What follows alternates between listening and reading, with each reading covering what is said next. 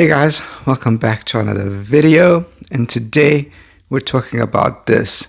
The latest Forza monthly is out, and I make it no secret, I'm terribly excited about Forza Motorsport that's coming out in October.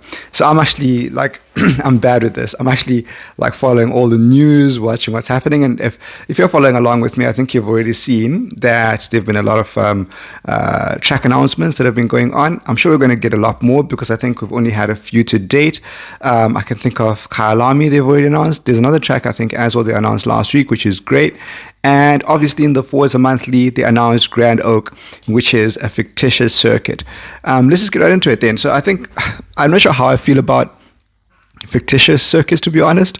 I like doing a lot of racing, and I actually really enjoy it when you can find a track that they've released and you kind of visualize yourself being at the place. And for me, for example, not being able to go to some of the circuits, it's very nice to get to see them in game. So I'm not sure how I feel about fictitious circuits. I'm sure it'll be a lot of fun though. I mean, it looked great. It looked very well made from the shots that we could see.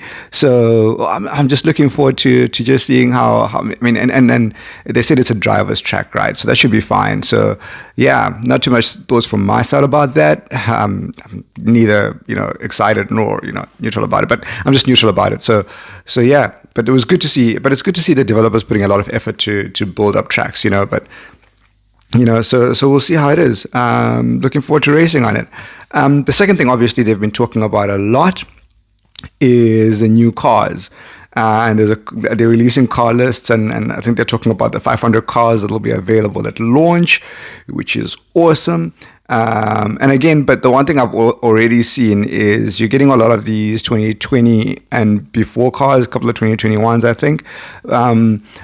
And again, I mentioned this in my last video. It would be nice to see some of the really new cars. I understand, from a development perspective, it might take a long time to do, and maybe it's a bit, overly ambitious for me. Because I play a bit of Assetto Corsa Competizione, and they just released 2023 GT3 cars in that, which is really amazing because you jump into one of these cars, and it's the latest that's currently available. So playing on in 2021 cars and before, I understand the limitations behind it. So I'm not going to spend too much time on it, but it's just something that I would have loved to see. But then again, I understand the effort that they're putting into putting all these games, and again, it is what it is, right? And I actually terribly enjoy playing with some of the older cars and everything. But yeah, so the car lists are coming out. MA competition they mentioned in the stream, which I'm really looking forward to because I like German exotic cars and all those kinds of things. So this is really great.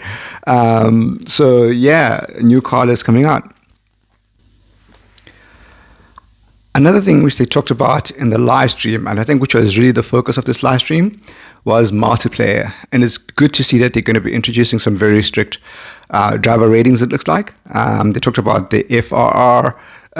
Chris was going on about that. I think it's like a Forza rating something. But anyway, so yeah, I think it'll make for a good assessment of drivers, making sure that drivers are qualified, and obviously a rating system basically, so that you don't have, Forza is well known for having rammers, right? The multiplayer was not great before. I played a bit in it, but not too much. I played a lot of single player and a lot of split screen, which I'll get into a bit later. But yeah, so it's good to see a driver rating system. I think it really works. It is what it is, right? So that's great to see. The one thing that they mentioned, which I thought was really, really cool, that didn't get much attention during the live stream, is car meets. They specifically mentioned that there's a specific mode that's going to be in for car meets. So I'm sure that's going to be really amazing, and I'm sure we're going to get a lot of communities coming around and doing a lot of car meets within Forza Motorsport, which is going to be great to see. So I'm keen to see how they're going to implement that and what it'll look like. So yeah, that's really great on multiplayer. Everything else, yeah, was pretty cool to see. It's kind of like what we'd expect. And then moving on from there, they talked about the tire system and the pit stops, and I think this is really cool to see. Is the couple of changes they've made to Forza Motorsport.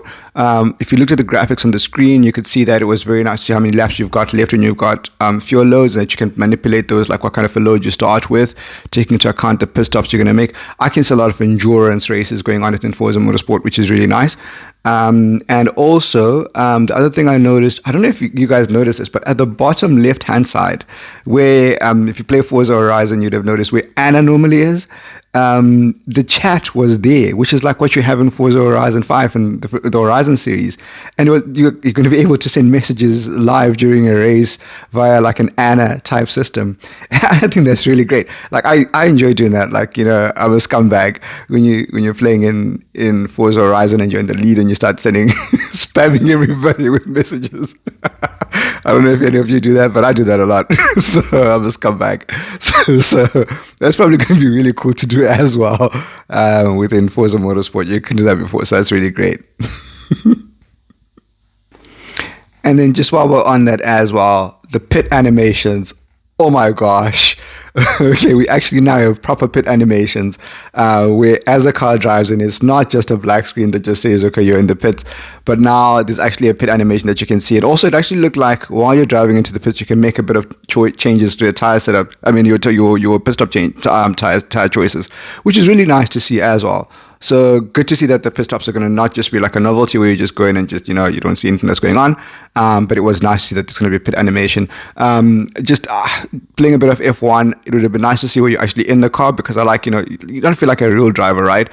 Where you take the animation out and you're watching the car in third person doesn't really feel that great. But that's just to me again, and it's also first impressions. We'll see how it is. But I feel like when you're in that first person perspective, because I'm a first person kind of driver, then it gives you that immersion, like you're the one who's driving the car into the pits, you're the one under pressure to get it out in time, So I don't know how I feel about that, but it's nice to see that at least they have added the animations in, which is great. Yeah. And coming back to the things that are not going to be added in the game at launch. Okay, there's a few gripes for me here. And again, it's a bit controversial because I understand it's actually a great thing that Forza Motorsport is still being fully supported on a system like the Series S, because I remember when the Series S was launched, which is the game that I play on, the system that I use, everybody said that new games are not going to be supported on this platform. But it's good to see that even though it's a weaker system, it's fully supported. But you can see those system limitations coming into play with the things that are being excluded. Number one, split screen.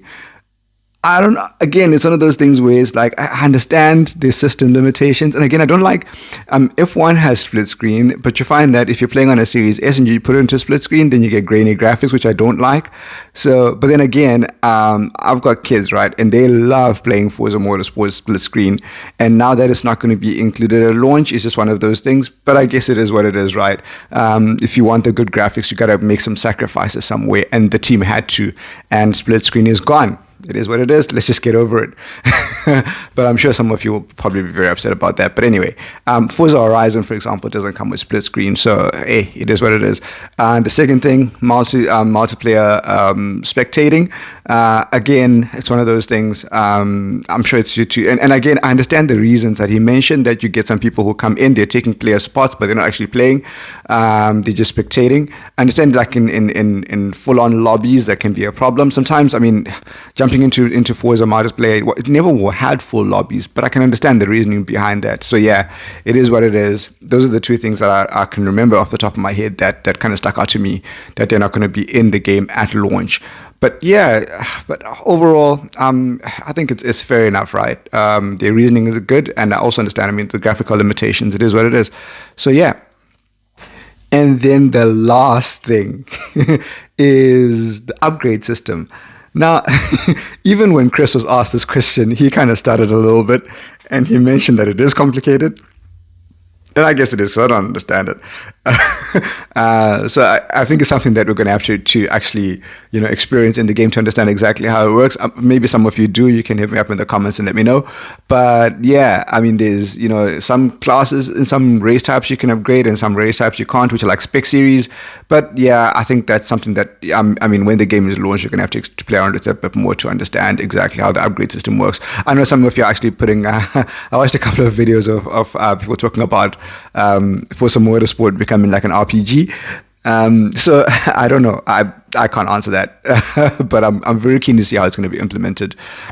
Chris did try to explain it, but yeah, I think it'll be one of those things that I'll have to see when the game is launched.